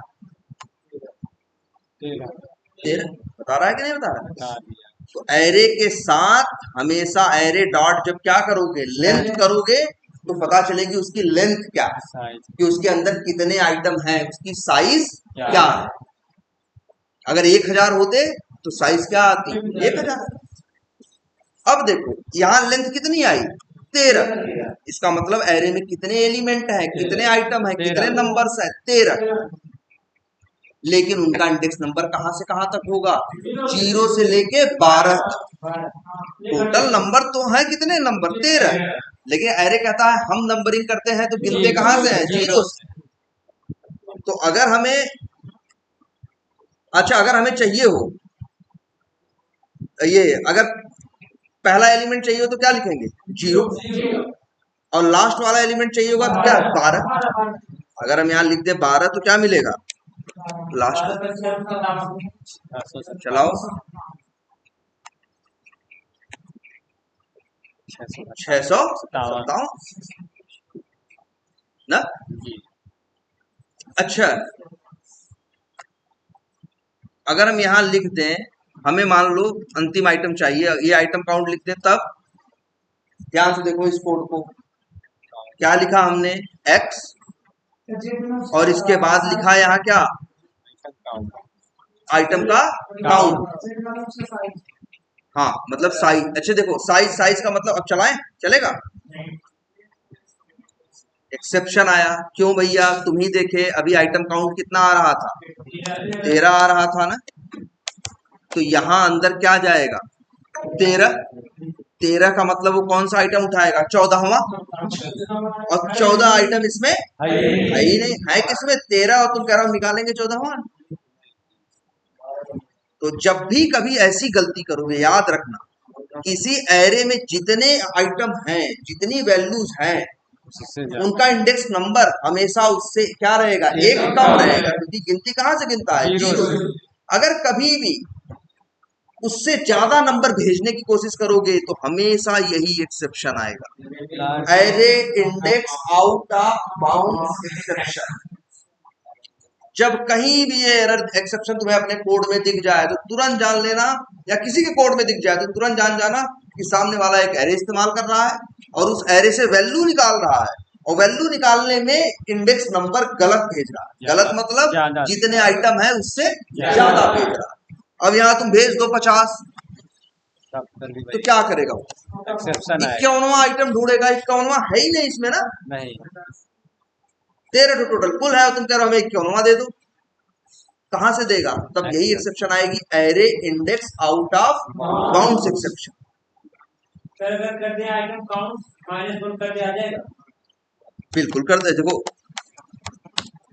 आइटम काउंट -1, भैया आइटम काउंट क्या है बताओ, 13। 13 में से एक नंबर घटा देंगे तो क्या हो जाएगा, 12। तो 12 तो मिलेगा ना, 12 का मतलब क्या, 13वां देगा, और 13वां क्या है, 657। देखो 657 आ गया। अब इतनी बात समझ में आई? मतलब आप ये जानते हो एरे में वैल्यू डाली कैसे जाए और एरे से वैल्यू निकाली कैसे, ये बड़ा, हाँ बड़ा बेसिक। और एक एरे की साइज क्या है, उसकी लेंथ क्या है, वो भी निकाल सकते। क्लियर है? चलो इतना ही रखते हैं। सर एक और बता दीजिए, वो जो कह रहे थे कि बीच में अगर हम नंबर को निकालना चाहे तो कैसे पता करेंगे? चलो हाँ, कौन सा नंबर किस स्थान पे है। अच्छा ये बताओ, अच्छा तुमसे हम पूछ रहे हैं, बताओ 567 कहाँ, किस स्थान पे? अरे आंख से देखो भाई, 567 बोल रहे हैं, नंबर सामने 8। हाँ तो गिनो, 1 2 3 4 5 6 7 8, मतलब इंडेक्स नंबर क्या है, 7। 8वें नंबर वाली चीज मतलब उसका इंडेक्स नंबर क्या है, 7 है। अगर तुमको 567 निकालना है तो यहाँ पे दे देना क्या, 7, तो तुम्हें 567 मिल जाएगा। ठीक है। अच्छा ये बताइए, एक काम करते हैं पहले जरा, मान लो हमें ये सब हटाते हैं, हमें ये एरे है ना, इस एरे के सारे नंबर्स हमें क्या कराने, प्रिंट कराने। सारे नंबर्स क्या कराने हैं, प्रिंट कराने। इस एरे के सारे नंबर्स हमें क्या कराने हैं, सिंपली प्रिंट कराने हैं। तो एक तो ये है कि हम 13 है ना, 13 आइटम है टोटल, हम क्या करें, x0 पे एक निकालें, फिर x1 पे दूसरा निकालें, x2 पे तीसरा, ऐसे 13 लाइन लिखे। लेकिन सेम ही काम करना है, इसीलिए तो आपको पढ़ाया गया है एक चीज, कंसेप्ट क्या होता है, लूप। लूप का क्या मतलब होता है, अगर वही काम बार बार करना है तो बार बार वो कोड क्यों लिख रहे हो, उस कोड को डाल दो कहाँ, लूप के अंदर। अगर हम यही लिख दें एक फॉर, जब भी एक लूप लगाते हो, हमने बताया है लूप लगाने के टाइम पे सबसे पहले तुम्हें बताना पड़ता है कि जैसे वही है ना कि कहां से गिनती शुरू करनी, कहां से शुरू करना है और कहां तक जाना। ठीक है। अब हम अच्छा मान लो कह दे किसी से कि यार ये काम है, ये तुम्हें क्या करना है, 100 तक करना। कोई मेरे यहाँ काम करने आया, ईंटें उठा रहा है, उसे कहे 100 तक करना है, और इसके बाद हम चले गए, वो आया 2 बार 2 चक्कर मारा और घर चला गया। हम उससे पूछे भैया क्या किया, काम नहीं किए, कहेगा किए तो, आप गए 100 तक, तो हम कहे तो तो क्या हम गिनती ही 99 से शुरू किए थे गिनना? हम गिनती कहाँ शुरू किए थे गिनना? 99। आप कहे 100 तक जाना, हम 100 तक गए तो 2 चक्कर में मेरा क्या हो गया? पूरा हो गया। अगर हम उससे ये कहते भाई देखो 100 तक करना है, लेकिन हाँ गिनती गिनना है कहाँ से? 1 से। इसीलिए सही से आपको क्या करना, बताना पड़ेगा कि शुरू कहाँ से करना है और खत्म कहाँ तक करना है। अब जैसे यही देखो, यहाँ कितने नंबर है टोटल? 13 नंबर। कितने नंबर है? 13। तो अब हम चाहेंगे कि ये लूप कितनी बार चले? 13 बार चले। अब हम लिखें इंट आई बराबर 0 भी दे सकते हैं, चलो 1 भी दे सकते हैं, लेकिन चलो पहले 1 देते हैं। 1 हमने क्या बोला? आई क्या है? शुरू कहाँ से करना है? 1 से। दूसरी जगह बताते हैं कहाँ तक। हमने कहा तब तक करो जब तक जो आई है या तो 13 से छोटा हो या तो 13 के बराबर। मतलब 1 2 3 4 5 6 7 8 9 10 11 12 यहाँ तक सही है, 13 तक भी सही है। लेकिन जैसे नंबर क्या होगा? 14। तो जो 14 है वो 1 से छोटा, वो 13 से छोटा न तो छोटा है और न तो बराबर। लूप में यही होता है यार। लूप में तुम्हें 2 चीजें बतानी पड़ती है। पहली चीज शुरू कहाँ से करना, दूसरी बतानी पड़ती है वो कंडीशन कि कब ये लूप खत्म होगा। ऐसा थोड़ी जिंदगी भर चलेगा, कब ये लूप खत्म होगा। तो यहाँ बताते हैं कंडीशन। जैसे हमने कंडीशन बताई कि भैया तुम तब तक चलना जब तक आई की वैल्यू क्या हो? या तो 13 से कम हो या तो 13 के बराबर हो। 13 से कम या तो 13 से कम या तो 13 से बराबर कितने नंबर है? बहुत नंबर है, 13 12 11, ये सब क्या है? या तो कम है या तो बराबर। तो दूसरी चीज बताते हैं कि वो कंडीशन कि आखिर लूप को चलना कहां तक है।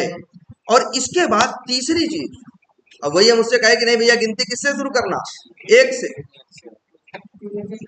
और वो हम चले गए तो पहले 1 गिन रहा है, फिर 3 गिन रहा है, फिर 7 5 गिन रहा है, ऐसे गिनती गिन रहा है, तब तो 85 चक्कर लगाएगा ना वो कहेगा मेरा 100 क्या हो गया? हो गया। तो इसलिए हमें बताना पड़ेगा भैया देखो गिनती जो है एक एक करके आगे बढ़ाना। ऐसा नहीं 1 के बाद 5 बोलना, 5 के बाद 9 बोलना या 10 बोलना, 9 बोलना, 9 के बाद 13 बोलना। गिनती ऐसे गिननी है, एक अगली गिनती क्या होनी चाहिए? 2। तो मतलब गिनती में जो बढ़ोतरी है या इंक्रीमेंट है वो कितने का होना चाहिए? 1 का ही होना चाहिए। इसीलिए इसके लिए लिखा रहता है आई प्लस। इसका मतलब है ये लूप हर चक्कर में आई की वैल्यू एक एक करके क्या हो बढ़ेगी। ये चीज अच्छी चीज प्रिंट करके देख सकते हो यार। अभी हम कुछ नहीं कर रहे हैं, यहाँ देखो सिंपली हम बस आई प्रिंट कर रहे हैं। क्या प्रिंट कर रहे हैं? आई ही प्रिंट कर रहे हैं कि नहीं? तुम जरा रन करो।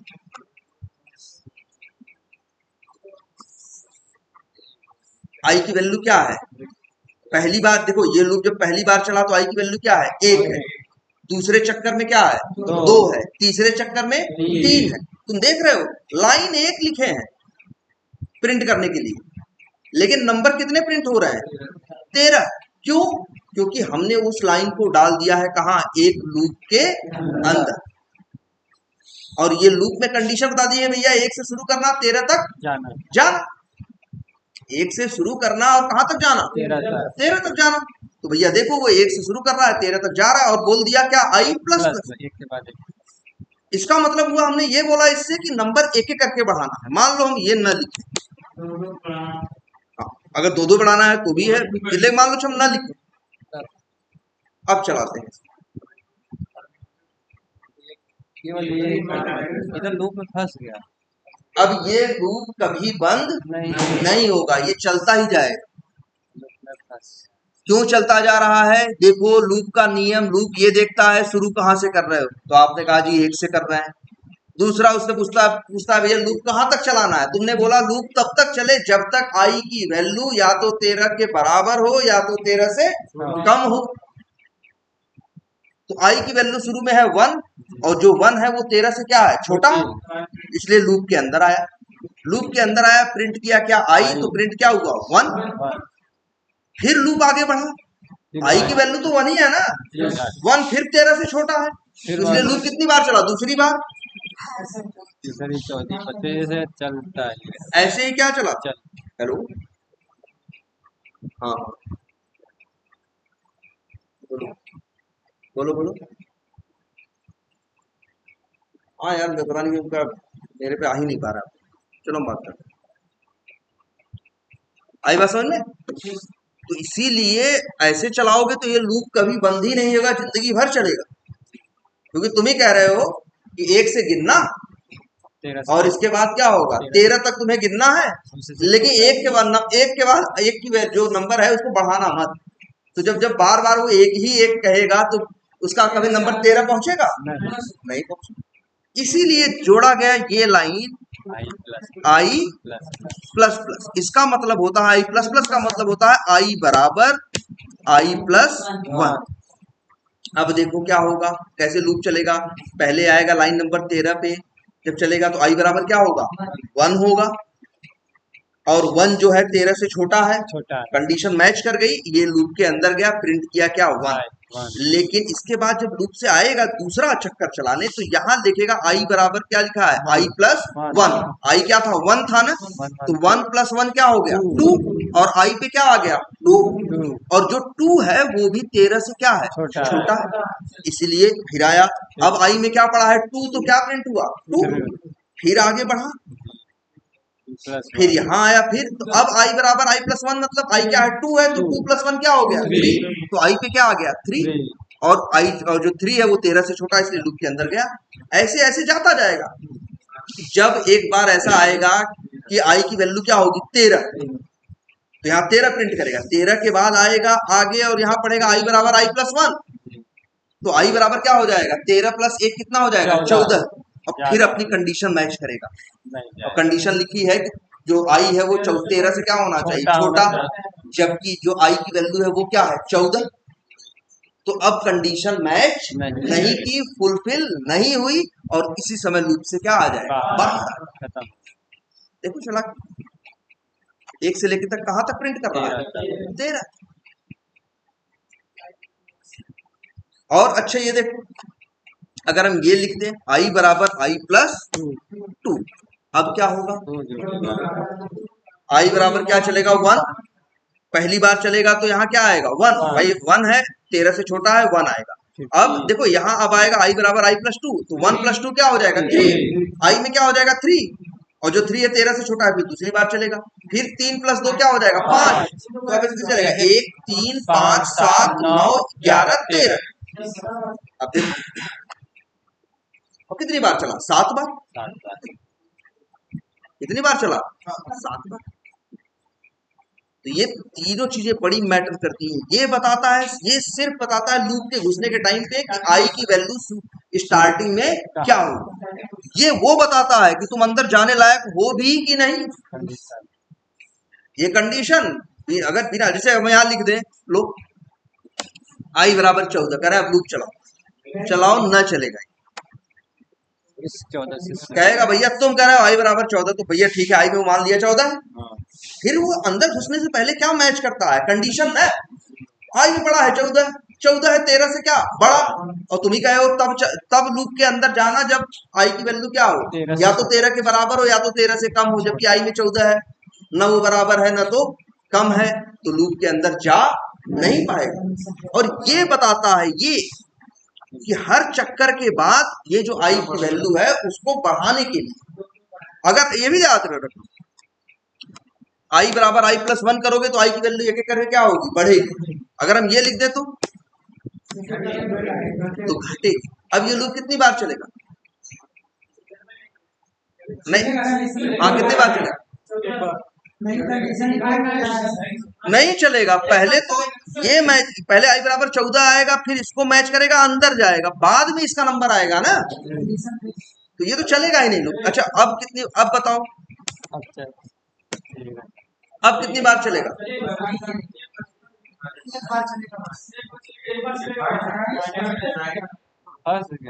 अरे भैया आई बराबर 1 है ना, 1 प्रिंट हुआ पहली बार, फिर गया 1 जो है 13 से छोटा है कि नहीं है, तो भाई 13 से है तो छोटा है, सही है, तो इसलिए आया 1 प्रिंट किया, फिर गया आई बराबर आई माइनस 1, मतलब 1 में से 1 गया क्या 0, तो 0 13 से छोटा नहीं है। अगली बार क्या हो जाएगा, 0 -1 क्या -1, क्या -1 13 छोटा नहीं है -2 13 सभी तो 13 छोटा है, ऐसे तो इनफाइनाइट तक माइनस में चलता चला जाएगा। इसलिए ध्यान से लूप लगाओ तो ध्यान दो शुरू कहाँ करना है, खत्म होने इसके ये कब बंद होगा उसकी क्या कंडीशन है, कब तक चलेगा और कब बंद हो जाएगा, और उसमें एक एक करके लूप की जो वो नंबर है गिनती है एक एक करके बढ़ाना है या एक एक करके घटाना। लेकिन अच्छा ऐसे कर देते तो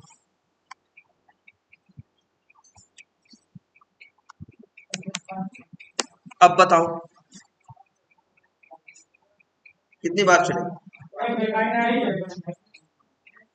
तुम कंडीशन दिए हो i बराबर 13 और कंडीशन दे रहे हो i जो है 1 के बराबर या 1 से छोटा होना चाहिए, कहाँ कंडीशन मैच।